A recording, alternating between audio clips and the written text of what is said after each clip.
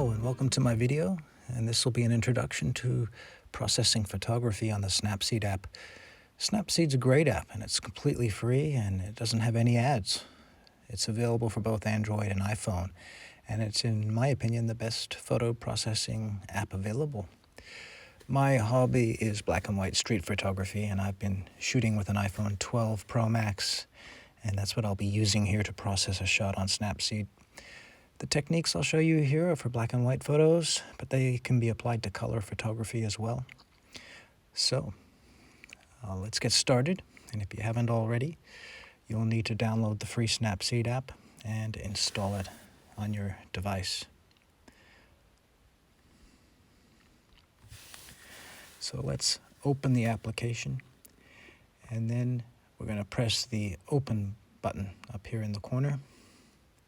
Then select the Open from Device option, and you can select any photo from your gallery.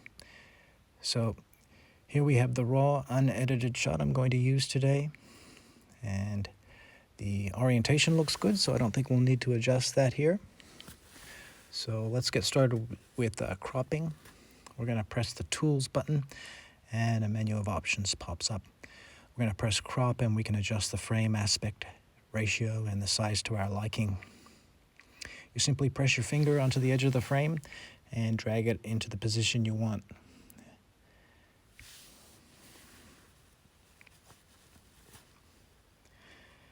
And when we're done with that, we're going to just press the check icon to confirm and save.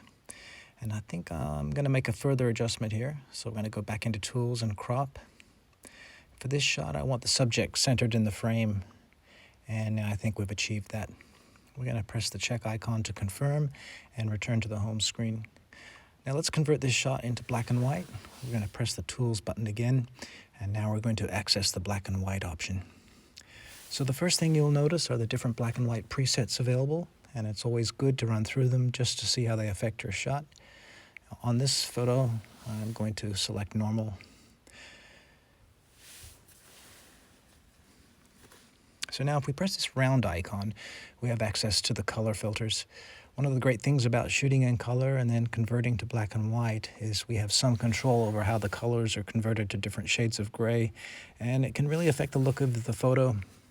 Each of the 5 filters will brighten or darken areas based on color. It can be a very powerful tool, as the look of your shot can be drastically altered, and it's often worth taking advantage of. On this shot, though, I'll stick with the default neutral option.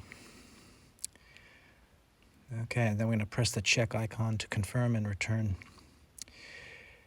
Okay, back to Tools, and now let's select the Tune Image option. You'll notice at the top of the screen that we can adjust the brightness of the image. We simply apply our finger anywhere on the screen and drag left or right. For this shot, I'm going to bring the overall brightness down a bit in order to get the dark areas even darker.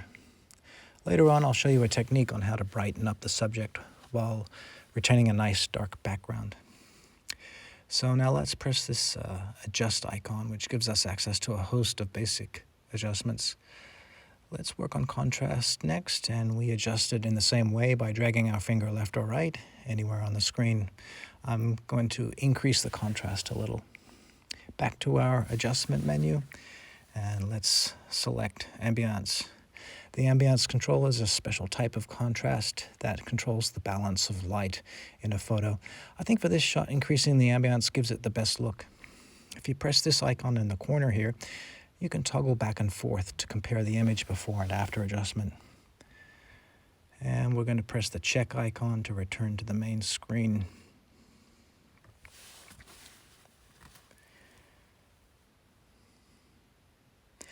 And we're going to go into Tools again, and let's select Details. Here we can adjust structure as well as sharpening. I often will increase the structure a bit to emphasize more detail, and I can press 2 fingers onto the screen and spread them apart to zoom in to get a better idea of how the adjustments are affecting the image. So I think I'm going to go ahead and increase the structure a bit. And then when we're done, we're going to press the check icon to return home.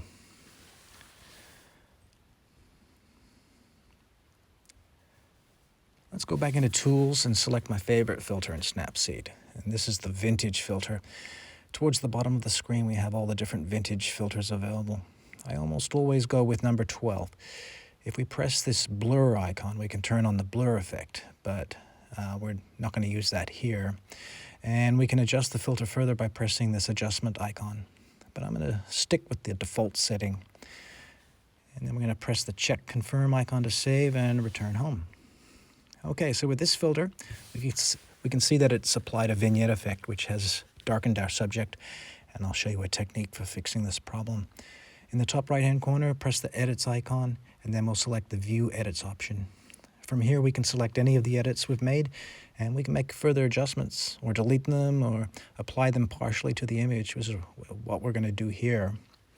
If we press our last adjustments, a sub-menu pops up, and we'll press this middle icon.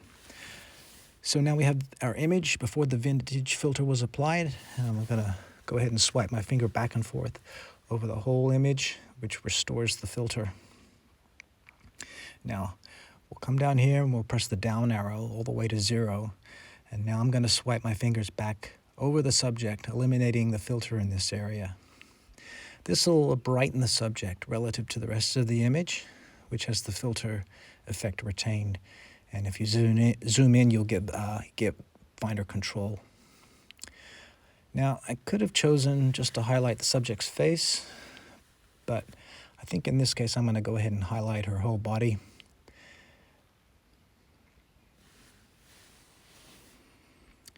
And so I'm just swiping my finger over the figure.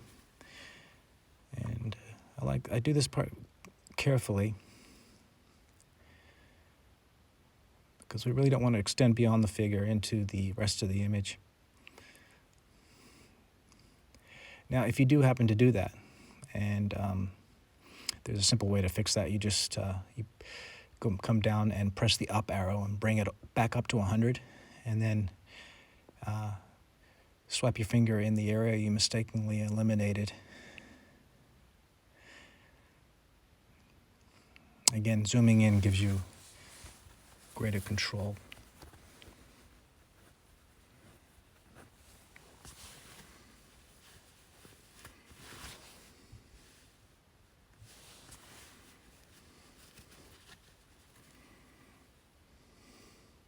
It takes a little time, but it's worth the effort.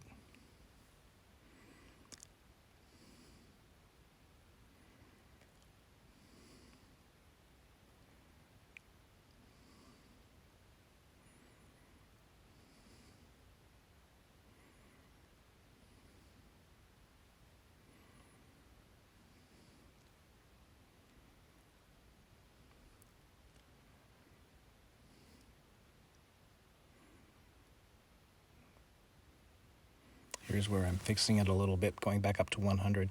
So we're going to press check to confirm, and then the back arrow to return home. And I'm going to crop a little more here.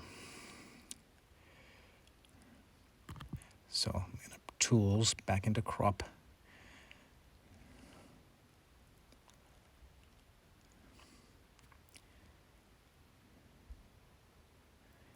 And then I'm going to zoom in on her face a bit, just to make sure it's highlighted properly.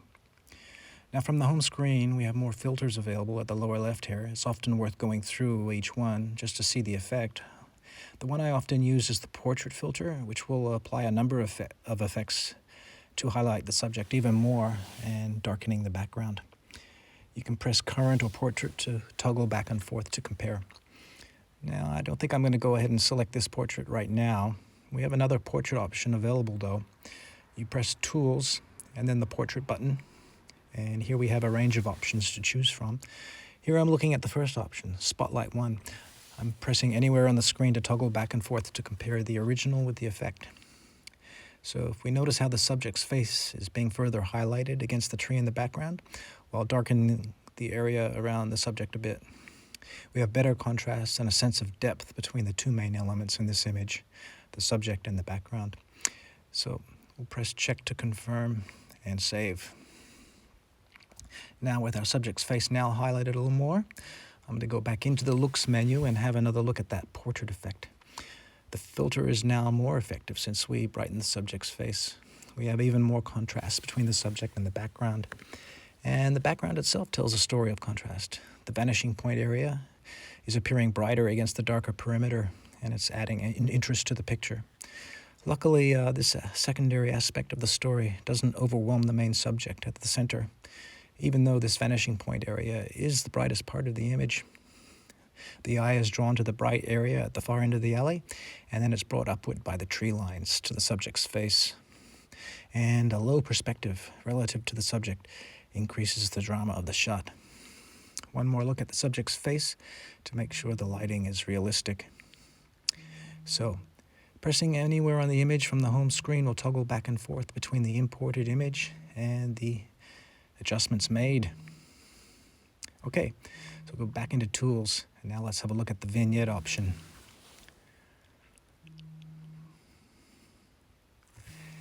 And swiping our finger left or right decreases or increases the effect. And pressing and moving the blue circle will move the center of the vignette. I'm just toggling back and forth to compare before and after. A vignette effect is not needed here, and I'll press the X icon to cancel and return home.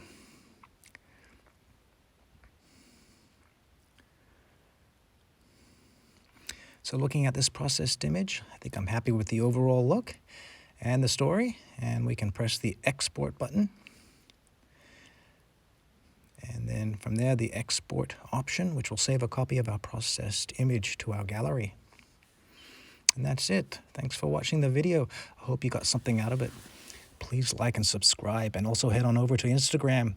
You can find me by searching Point and Shoot Street Photo, where you can view my other photos. I would love to get some more followers on this platform. Thanks, and see you on the next one.